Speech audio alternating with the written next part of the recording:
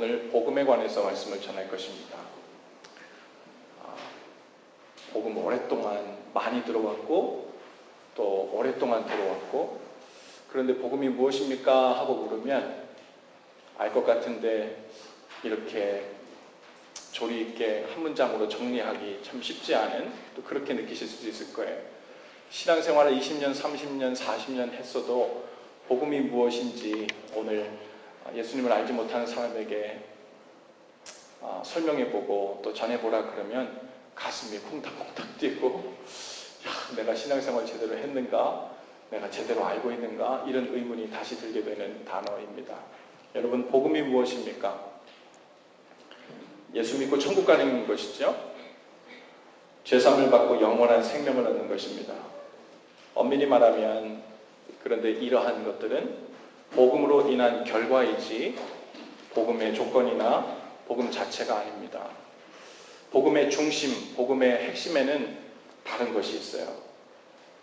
우리가 그것을 중심에 놓지 않고 복음의 결과로 나타나는 것에 우리의 신앙생활에 목을 매고 있으면 기독교가 우스워지고요, 예수 믿는 일이 세상적이 되고요, 세상 사람으로부터 비웃음을 삽니다. 예수 믿는 일, 그리고 복음의 핵심에 무엇이 있는지 오늘 성령께서 우리 각 사람에게 깨닫게 하시고 또 알게 하시는 은혜가 있기를 바랍니다. 우리가 복음에 대해 이야기할 때 자주 언급되는 성경 구절들이 있어요. 그 중에서 두 가지만 제가 좀 언급할 텐데요. 대표적으로 요한복음 1장 12절입니다. 암송하고 계신 분들도 많을 텐데, 영접하는 자, 곧 그 이름을 믿는 자들에게는 하나님의 자녀가 되는 권세를 주셨으니 그랬어요. 여러분, 하나님의 자녀가 된다는 것은 분명 좋은 소식입니다. 하지만 그 이전에 복음의 조건이 있어요. 영접하는 자, 곧 그 이름을 믿는 일. 우리가 영접해야 할 분, 그리고 이름을 믿어야 할 분이 있다는 거예요. 그분이 복음이에요. 하나님의 자녀가 되는 일은 우리가 그 복음을 온전히 완벽히 모셔드린 후에 자동적으로 따라오는 일입니다. 구원의 조건으로 우리에게 주어진 예수님, 그리고 그 예수님이 바로 복음입니다. 할렐루야. 두 번째로 누가복음 4장 16절에서 21절 말씀인데요. 예수님께서 회당에 들어가 예수님이 메시아이며 구원자이심을 어떤 말씀을 통해서 가르치셨는지를 한번 들어보시기 바랍니다. 예수께서 그 자라나신 곳 나사렛에 이르사 안식일에 늘 하시던 대로 회당에 들어가사 성경을 읽으려고 서심해 선지자 이사야의 글을 들이거늘 책을 펴서 이렇게 기록된 데를 찾으시니 곧 주의 성령이 내게 임하셨으니 이는 가난한 자에게 복음을 전하게 하시려고 내게 기름을 부으시고 나를 보내사 포로된 자에게 자유를, 눈먼 자에게 다시 보게 함을 전파하며 눌린 자를 자유롭게 하고 주의 은혜의 해를 전파하게 하려 하심이라 하였더라. 책을 덮어 그 맡은 자에게 주시고 앉으시니 회당에 있는 자들이 다 주목하여 보더라. 이렇게요. 여러분들이 지금 말씀 읽을 때 이 말씀 앞에 주목하는 것처럼 거기 앉은 사람이 예수님을 다 주목했어요. 그리고 예수님이 뭐라고 말씀하셨냐면 이 글이 오늘 너희 귀에 응하였느니라 하시니 그랬어요. 구약 성경에서 이사야 선지자를 통해서 복음이 무엇이고 하나님 나라가 무엇이고, 그리고 복음이 임하게 되면 구체적으로 어떤 결과가 나타나는지에 관해서 쓰여진 그 글을 예수님께서 쭉 읽으신 후에 오늘 이 글이 너희 귀에 응하였느니라 그랬어요. 여러분, 18절에 보면요, 예수님이 이렇게 말씀하세요. 주의 성령이 내게 임하셨으니 이는 왜냐하면 가난한 자에게 복음을 전하게 하시려고 내게 기름을 부었다. 나를 보내셨다. 여러분, 가난한 자에게 복음을 전하게 하시려고 하나님께서는 예수 그리스도를 보내셨어요. 그리고 예수님이 전한 내용, 그 복음의 내용의 핵심은 바로 예수님입니다. 포로된 자들이 자유를 얻게 되는 것 복음입니다. 좋은 소식이죠. 눈먼 자들이 다시 보게 되고 눌린 자들을 자유롭게 하는 것 모두 좋은 소식입니다. 하지만 그것은 복음을 받아들였을 경우에 그저 나타나는 결과입니다. 복음의 핵심은 바로 그 모든 일들을 가능케 하실 구원자 예수님을 우리에게 주신 일이에요. 그리고 예수님을 영접하는 일, 그 이름을 믿는 일, 그것이 바로 복음을 믿는 일입니다. 오늘 우리가 읽은 본문 말씀에 보면요, 사도 바울이 고린도 교회에서 복음에 대해서 설교하고 가르치시면서 오직 십자가의 예수님을 전했다고 이야기하고 있어요. 복음은 아주 간단하고 명확했습니다. 사도 바울이 뭐라고 복음을 설명했냐면요, 예루살렘에서 십자가에 처형된 예수님이 하나님의 아들이시며 온 세상의 구원자이시므로 구원을 받으려는 사람은 자신의 죄를 회개하고 그분을 믿어야 합니다. 그러면 그가 십자가에서 죽으심으로 인하여 대신 우리가 살게 됩니다. 할렐루야. 이것이 복음이에요. 이것이 바울이 전한 복음의 핵심입니다. 이 진리는 그 밖에 어떤 세련되고 인공적인 인간적인 치장을 필요로 하지 않습니다. 그 밖에 어떤 인간 지혜로 서포트하고 도움을 줄 필요가 없을 정도로 완전한 복음 그 문장이에요. 그런데 그 복음을 들으면서 마음을 불편해하던 두 부류의 사람들이 있었다고 성경은 이야기해요. 자신들이 기대하던 복음, 듣고 싶은 복음이 아니었기 때문에 얼굴이 울그락불그락 돼가면서 저게 말이 되냐고 인상을 쓰면서 쳐다보고 있었던, 그 복음을 듣고 있었던 두 부류의 사람들, 유대인들과 헬라인들입니다. 먼저 유대인들에게는 십자가에 달리신 예수님이 마음에 거리끼는 일이었다고 성경이 기록하고 있어요. 마음에 들지 않아. 마음에 들지 않아. 뭐가 마음에 안 들었냐면, 비록 예수님이 다른 많은 기적을 행하시긴 했지만, 보리떡 5개, 물고기 2마리로 5,000명을 먹이고 12광주리가 남는 일, 안진뱅이를 일으키는 일, 눈먼 자를 보게 한 일, 죽은 자를 살리신 일, 귀신을 쫓아내는 일, 많은 기적들을 주님께서 보이시긴 했지만 유대인들 그들의 마음에 맞는 기적과 그들이 기대하던 표적을, 그것으로 그들을 만족시키지는 않았기 때문에 유대인들은 예수님을 경멸하고 저주를 받은 자라고, 그래서 십자가 꺾여 죽은 거라고 생각했어요. 유대인들은 그들이 기대하던 방식의 기적과 표적을 통해 복음의 진위를 판단하고 결단 내리려고 생각한 것입니다. 안타깝게도 오늘날도 많은 그리스도인들이 복음의 핵심에서 벗어나서 당시 유대인들처럼 자신이 기대하고 보고 싶고 경험하고 싶은 기적과 표적의 증거를 끊임없이 구합니다. 그것을 구하고 주님께 구하고 달라고 구하는 게 나쁜 건 아니에요. 문제는 그것으로 예수님이 복음인가 아닌가를 판단하려는 데 있는 거예요. 어떤 사람들은 예수님이 우리 삶의 문제를 해결해 주시고 인생의 성공을 가로막는 장애물들을 제거해 주시는 기적과 표적을 끊임없이 구합니다. 기도해서 학교 성적이 생각보다 잘 나오면 복음의 증거와 표적이 되고, 직장과 관계 일들이 원하는 대로 잘 해결되면 그것이 복음의 기적과 표적이 되고, 병이 낫고 우리 아이들이 잘 되면 복음의 기적과 표적이라 생각합니다. 그런데 그러한 것들은 복음이 아니에요. 복음이신 예수님을 온전히 소유하게 되었을 때, 그리고 그분 안에 온전히 거하게 되었을 때, 주님께서 우리 삶을 통해서 그분의 뜻에 의해 그 필요한 것들을, 구하는 것들을 주시기도 하고 미루시기도 하고, 때로는 더 선한 일을 위해 주시지 않으시기도 하는 것입니다. 우리가 당장에 온전히 소유해야 될 것은 바로 예수님이에요. 예수님은 사람들에게 복음을 전파하시면서 동시에 그 복음을 믿었을 때 하나님 나라를 경험하게 되는 사람들의 샘플을 보여주신 거예요. 귀신이 나가고 안진뱅이가 일어서고 청각장애도 해결되고 죽은 사람도 살려내는 것. 그런데 당시에 예수님 주위에 있던 모든 병자들을 주님께서 다 치료해 주신 게 아니에요. 당시 예수님 믿고 죽었던 모든 사람들을 무덤에서 다 살리신 게 아니에요. 샘플들을 보여주셨을 뿐입니다. 무엇에 대한 샘플입니까? 복음이신 예수님을 소유하고 그분 안에서 온전히 살게 되고, 그리고 하나님 나라를 온전히 경험하게 되었을 때 하나님의 나라가 마치 이와 같이 될 것이다 라고 우리에게 그 소망을 보여주시고, 하나님 나라는 마치 이렇다라고 우리에게 그 샘플을 보여주신 것입니다. 여러분, 주님께서 능력이 모자라서 그 많은 문제들을 다 해결하시고 다 고쳐내시고 다 살려내시지 않은 것이 아니에요. 아마도 복음이신 예수님으로부터 초점이 엉뚱한 데로 옮겨가고 또 복음이 왜곡되는 것을 막기 위함이었으리라 생각합니다. 복음은 질병 치유가 아니고요. 복음은 문제 해결이 아니고요. 바로 십자가에 달리신 예수님을 구원자로 그리고 내 삶의 주인으로 만나는 것입니다. 할렐루야. 순서의 문제예요. 질병 치유가 되지 않고 문제 해결이 되지 않고 우리의 소원과 바라는 것을 주님께 구하는 것이 잘못되었다는 것이 아니라 복음이신 주님을 온전히 만나고 그 안에서 살게 되는 것, 예수님을 내 삶의 유일한 소원으로 삼고 살게 되는 것, 그것이 복음이고 그것이 우리가 가장 추구해야 될 소원이 되어야 된다는 말이죠.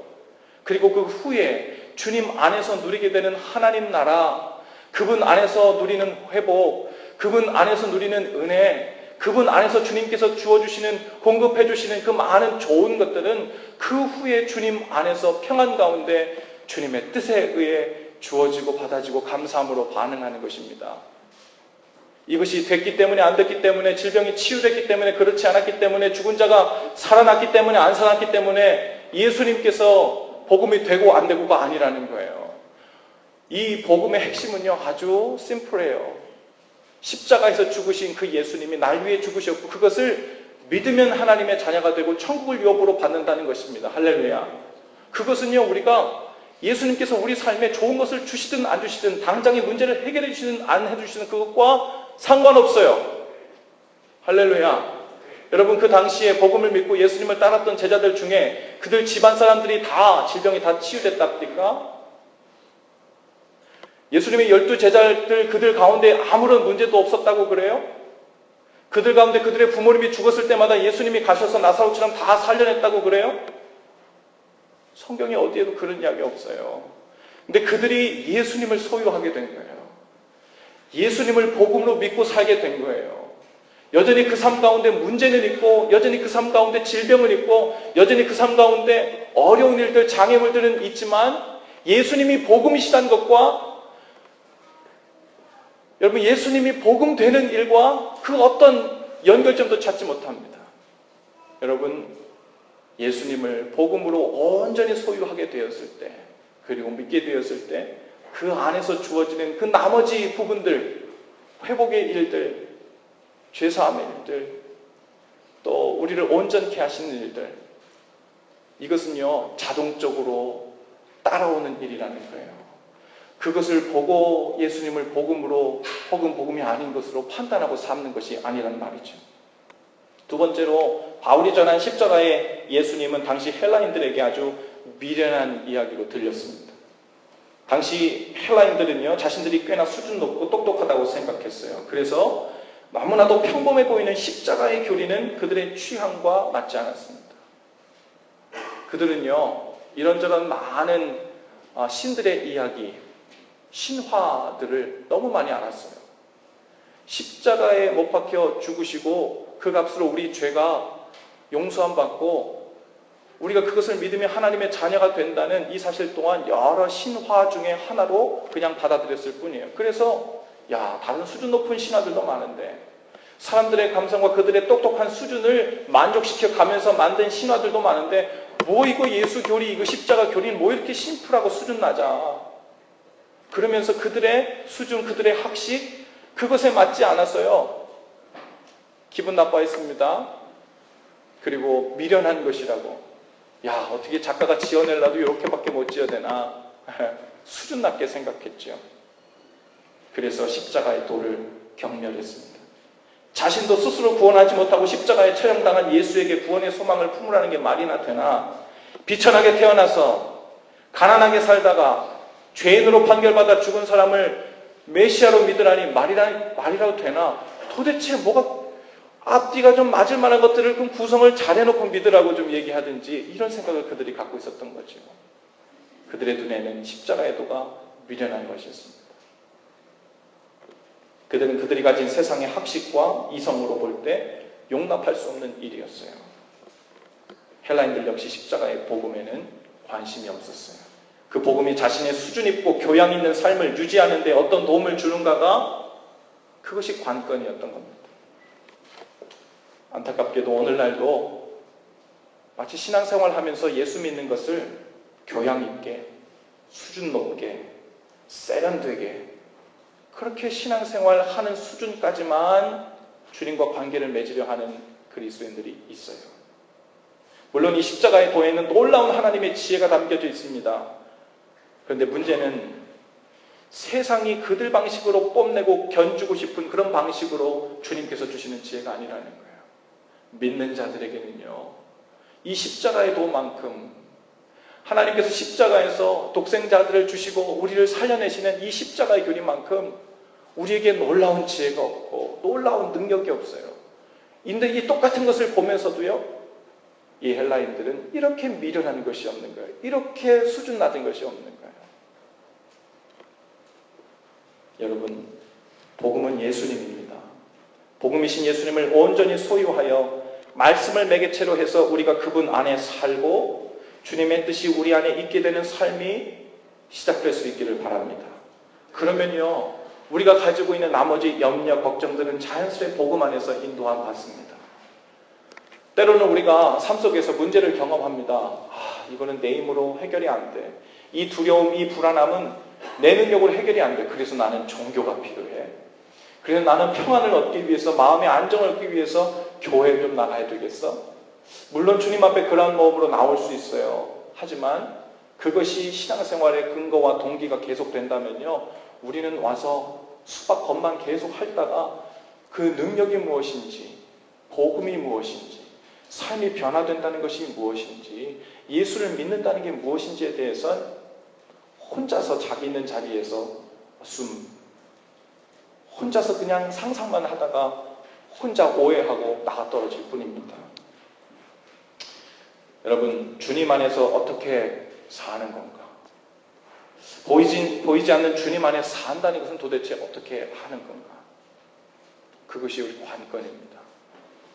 여러분, 주님 안에 산다는 것은요, 그분의 말씀을 경청하고 순종함으로 그분 안에 거하는 것을 말합니다. 말씀에 순종하지 않으면서 그분 안에 거할 수는 없어요. 아니, 더 엄밀히 말하면요, 순종하는 것 자체가 주님 안에 거하는 방식입니다. 여러분, 말씀에 한번 순종해 보세요. 분명히 이야기합니다. 제 말에 순종하라는 말이 아니라 여러 가지 통로로 여러분이 말씀을 읽을 때나 설교를 들을 때나 혹은 사람들을 통해서나 성령님께서 여러분에게 주시는 음성이라고 믿어지는 그것에 순종해 보세요. 그러면요, 다른 노력을 하지 않았어도 우리 자신이 주님 안에 살고 있다는 것을 발견하게 됩니다.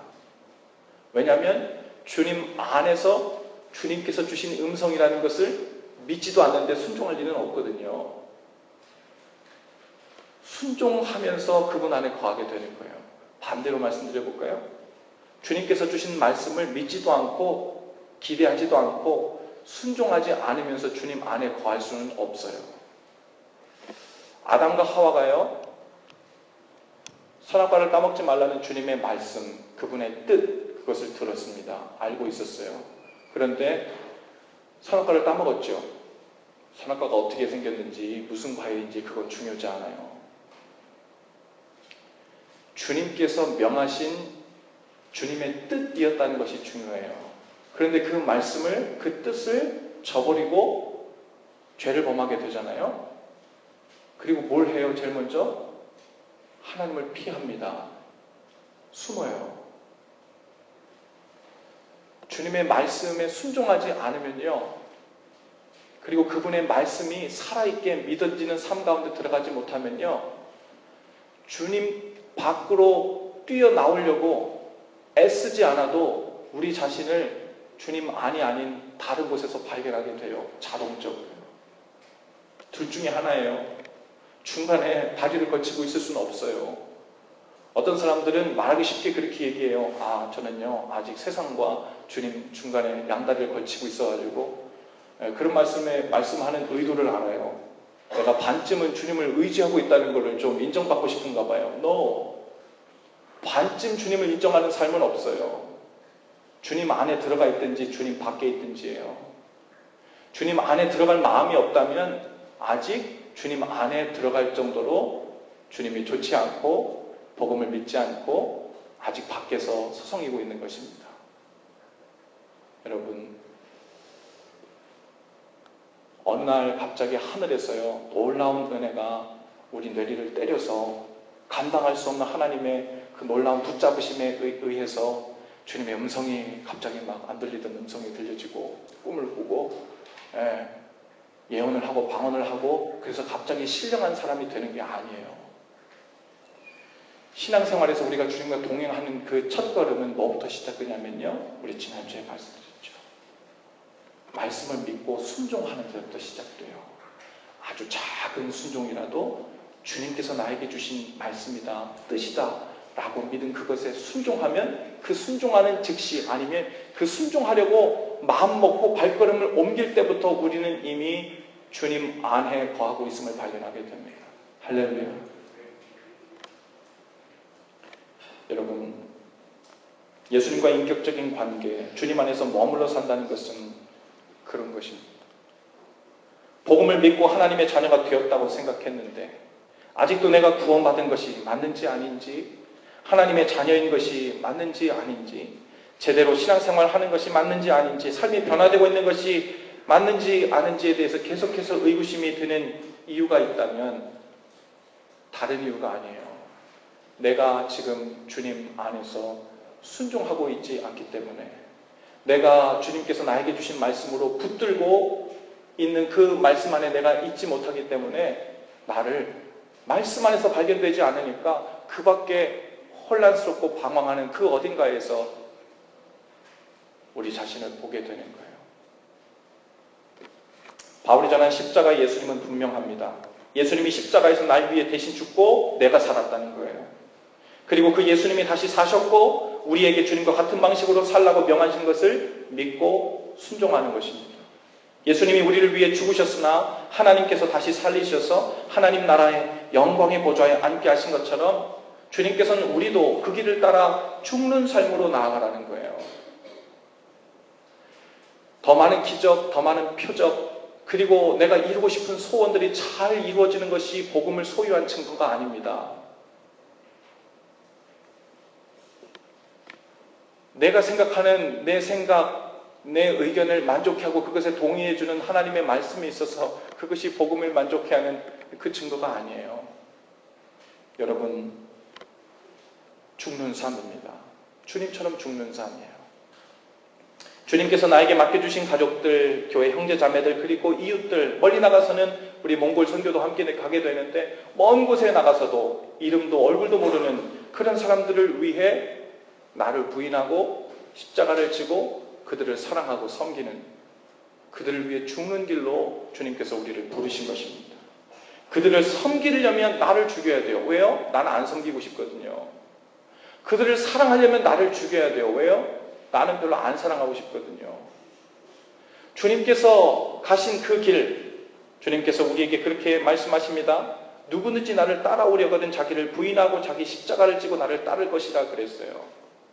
자기를 부인하고 자기 십자가를 지는 일. 십자가가 뭘 의미합니까, 여러분? 저 위에 매달려 있는 십자가. 예수님이 죽으신 곳이잖아요. 저 십자가는 무덤이에요, 무덤. 여러분 지금 이 목에 십자가 목걸이 갖고 계신 분 계세요? 이 십자가를 여기 매달고 다닌다는 것의 가장 핵심적인 의미는 예수님께서 십자가를 자기 무덤 삼아 자기를 부인하고 죽는 길을 가신 것처럼 사람들을 섬기고 사랑하기 위해 죽음의 이 무덤을 지신 것처럼 주님, 저도 주님을 닮아 이 무덤을 지고 살겠습니다. 이 십자가를 지고 나를 부인하는 삶, 그것을 통해 사랑하고 섬기는 삶을 부단히 노력하고 부단히 그 삶 가운데 들어가겠다는 고백입니다.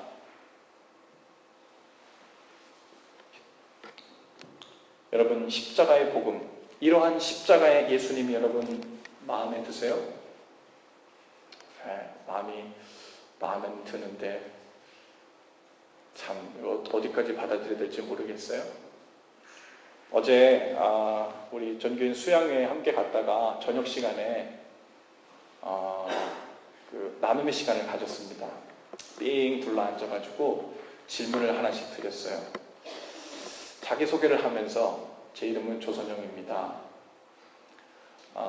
시카고 예수사랑교회는 저에게 땡땡땡과 같습니다. 왜냐하면 하고 이것을 1분 안에 이렇게 설명할 시간을 돌아가면서 다 가졌어요. 정말 기상천외한 놀라운 단어들이 많이 나왔어요. 그걸 보면서 감사하기도 하고, 그렇구나. 이분들에게 주님의 교회는 저렇게 해석되고 또 저렇게 소원하고 저런 기대를 갖고 있구나. 교회가 저런 모습으로 저들에게 계속 나아가야 되는구나 라는 좋은 인포메이션도 그 마음도 알게 되는 좋은 기회가 되었는데요. 한 가지 어떤 분이 이렇게 나누셨어요. 시카고 예수사랑교회는 나에게 달콤한 고통입니다. 달콤한 고통.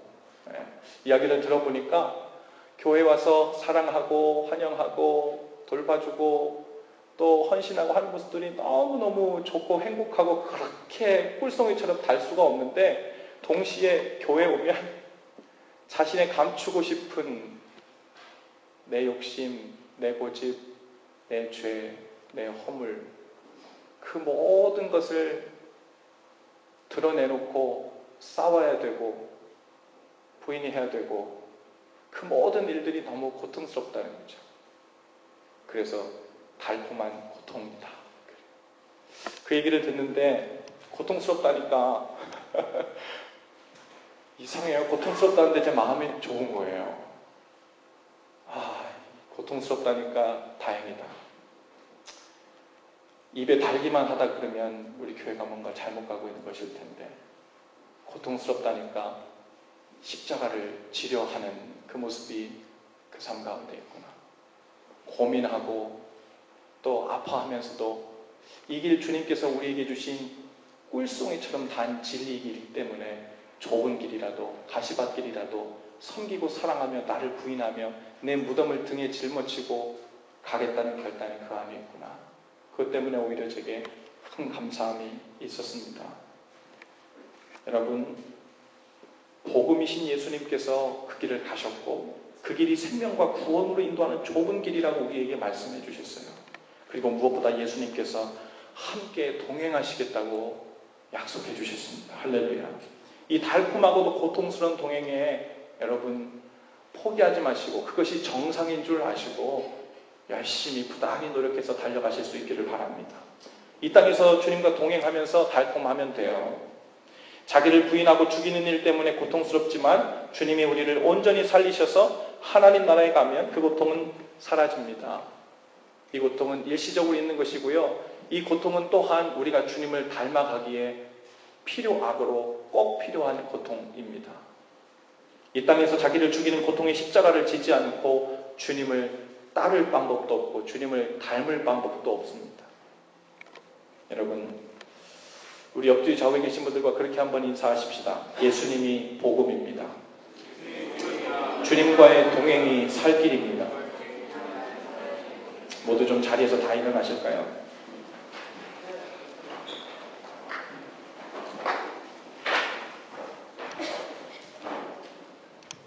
교회라는 말은요, 세상 속에서부터 부름받은 사람들의 모임이에요. 부름받은 거예요. 여러분들은 주님의 음성을 육성으로 들은 적이 없지만 여러 가지 모양으로 주님께서 콜링하셔서 이곳에 부름받은 사람들이에요. 그것이 교회의 뜻입니다. 부름받은 사람들에게는 오늘 고린도 1장 24절에 보니까요, 부르심을 받은 자들에게는 유대인이나 헬라인이나 그리스도는 하나님의 능력이에요. 하나님의 지혜니라 그랬어요. 할렐루야. 물론 고통도 있을 수 있고 불편할 수 있지만 우리가 이구동성으로 동의하고 또 마음에 고백하는 것은 예수 그리스도가 하나님의 능력이고 하나님의 지혜라는 것입니다. 오늘 시간 찬양을 좀 함께 하시면서 주님께 고백하실 텐데, 내가 주인 삼은이라는 찬양을 우리가 많이 불렀습니다. 여러분, 주인을 모셔봤습니까? 우리는 이 땅 살면서 종이 되는 경험을 해본 적이 별로 없잖아요. 그래서 내 의견, 내 방식을 완전히 죽이고 무조건 주인에 순종하고 그를 섬긴다는 것이 어떻게 힘들고 어려운 일인지 잘 몰라요. 우리가 주님을 나의 주님으로 The Lord로 고백한다는 것은요, 바로 그것이에요. 주님, 제 안에 섬기고 싶지 않고 사랑하고 싶지 않고 그리고 다른 것으로 복음을 삼고 싶어하는 그 모든 생각을 다 내려놓고 부인합니다. 오직 주님께서 명하신 사랑하고 섬기는 일, 그것에 순종하여 그 순종함으로 주님과 동행하고 주님 안에 거하는 삶, 그것을 제 삶의 목표요 소원으로 삼겠습니다. 그 고백이 여러분 이 찬양의 고백입니다. 다시 한번 우리 목소리로 우리의 기도의 곡조로 함께 올려드립시다. 내가 주인 삼은 모든 것 내려놓고 내 주 대신 주 앞에 나가 내가 사랑했던 모든 것 내려놓고 주님만 사랑해. 내가 주인 삼은 내가 주